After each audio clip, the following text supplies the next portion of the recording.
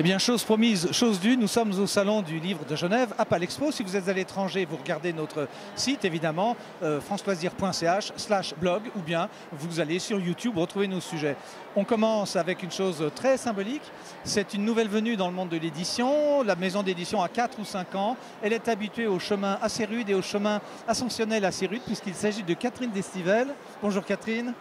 Bonjour. Avec les éditions du Daniel. Mont Blanc, ça n'étonnera personne. On va parler de votre livre. Tout d'abord, en quelques minutes, illustration de Yannick Chambon. L'escalade, tu connais, c'est pour les jeunes, ça? Oui, c'est pour les jeunes. C'est pour leur expliquer d'où vient l'escalade, comment c'est devenu une activité sportive. Savoir que l'escalade est devenue, en tout cas en France, le 4e sport scolaire. Et ça va être présenté aux Jeux Olympiques en 2020. Donc voilà, c'est normal qu'ils connaissent un petit peu les bases. Est-ce que ça voudrait dire qu'il faudra transporter des sommets du Mont Blanc ou des K2 aux Jeux Olympiques? Non, ce sera de l'escalade de grimpe. Oui, l'escalade indoor, ce qu'on appelle indoor, Oui. sur des structures donc artificielles, donc des rochers, enfin des blocs qui font pas plus de 3 mètres, et puis des parois qui font 15 mètres, je crois. Enfin, je ne connais plus la distance, parce qu'il y a des normes maintenant. Hein. Bah oui. Donc, Alors on va faire un petit flashback. Vous êtes distingué dans cette période où c'était de la grimpe. Hein. Vous n'êtes pas alpiniste au départ, c'est vraiment le rocher, c'est escalader, on va dire. Au départ, je faisais beaucoup d'escalade. J'ai commencé sur les rochers de Fontainebleau, Oui, à Paris. en cachette des parents. Voilà, en cachette des parents. Et après, je suis devenue la première compétition d'escalade où j'ai participé, je suis devenue championne du monde. Alors, c'est Le monde était plus petit à Le monde l'époque. était petit, voilà. Donc pendant 4 ans, j'ai fait de la compétition et ensuite, je me suis retournée vers la montagne que j'avais abordée très jeune, et donc c'était plutôt la montagne qui m'attirait. Vous faites partie de ce qu'on appelle, non pas, oui, un peu les rescapés de la haute montagne. Il y a eu des accidents très récemment et vous êtes très clair sur ça. Vous n'avez jamais dépassé une certaine ligne rouge? Oui, alors moi j'ai quand même eu des accidents parce Ouais. que malheureusement l'erreur, l'inattention peut être fatale. Donc moi, à C'est chaque fracture fois, du c'était- bassin, colonne. Oui, mais à cause de moi. Enfin, c'est ma faute. J'ai baissé de la garde, j'étais moins vigilante, mais je suis jamais tombée parce que c'est difficile. Voilà. Ce que je veux dire, c'est que oui, j'ai pas dépassé des limites de difficulté par rapport à ce que je savais faire. Ça veut Donc, dire qu'on peut prendre, si on prend des risques, le sommet du K2 qui est mythique, les difficultés, on voit que des gens s'arrêtent. Moi, Non, personnellement, le K2, non. on touche pas à ça. J'ai touché la haute altitude. J'ai vu que j'aime pas me sentir vulnérable. Et du coup, pour cette raison que j'ai fait quelques expés. Hein. Je suis monté déjà, j'ai fait du Chapangma, j'ai fait des choses comme ça, mais j'avoue que je suis pas super à l'aise et je préfère des altitudes moins hautes comme les Alpes ou même jusqu'à 7000, ça va à peu près, quoi. Et pourtant, votre réputation a été assez bien taillée. Vous avez émergé, la fiancée des Drus. Vous avez quand même ému la planète parce que vous aviez une certaine allure. Les tenues étaient fluo, il y avait les sponsors. C'est ça que vous avez vécu? Alors j'avais les sponsors, surtout quand je faisais la compétition Bah oui. d'escalade. Après j'en ai eu un peu moins, c'est des partenaires, on va dire, qui m'aidaient à... Des mécènes généreux. Voilà, des bons mécènes qui me permettaient de réaliser mes rêves, partir en expédition en Himalaya ou de faire des grandes ascensions dans les Alpes. En fait ça coûte rien.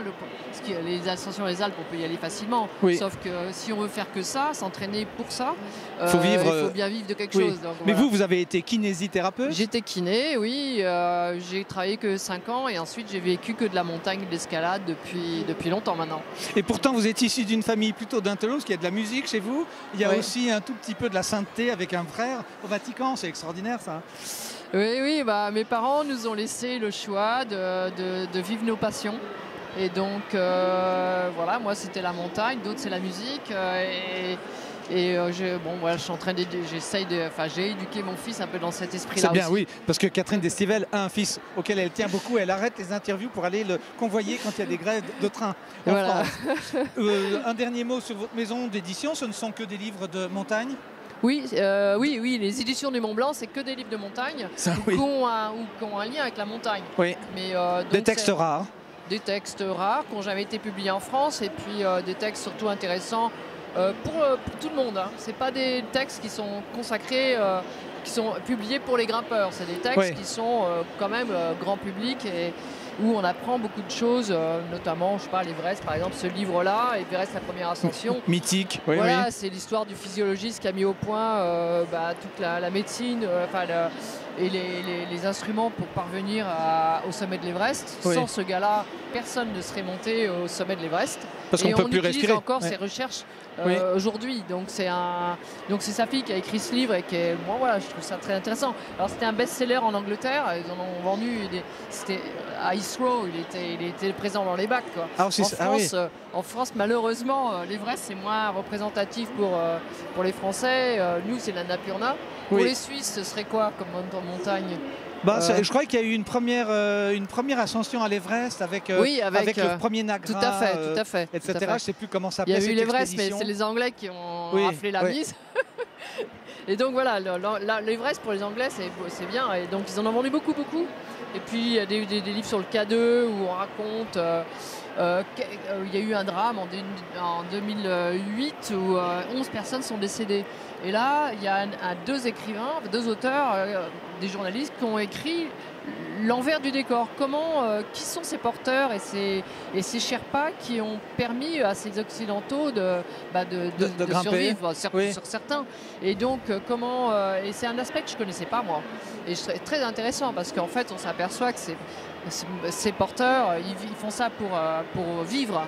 Mais monter là-haut, c'est aller contre des divinités qui risquent peut-être de les tuer si elles ne sont pas contentes. Absolument. Et là, vous allez publier une chose sur tous ces accidents aussi, parce que vous dites que l'accident a toujours retenu l'attention du public, bien sûr. L'accident, malheureusement, oui, retient l'attention du public. Je vais publier un livre à l'automne prochain que j'ai appelé La montagne sous presse. C'est un livre d'Yves Ballu qui a rassemblé toutes les couvertures de magazines et les articles dans la presse où on s'aperçoit que c'est beaucoup les accidents. Alors je l'ai appelé 200 ans de drames et d'exploits. Merci beaucoup pour votre disponibilité. Je rappelle donc édition du Mont Blanc, un livre de Catherine Destivelle, illustration de Yannick Chambon. Pourquoi pas sur France Loisirs. Merci et puis bon salon. Merci à vous.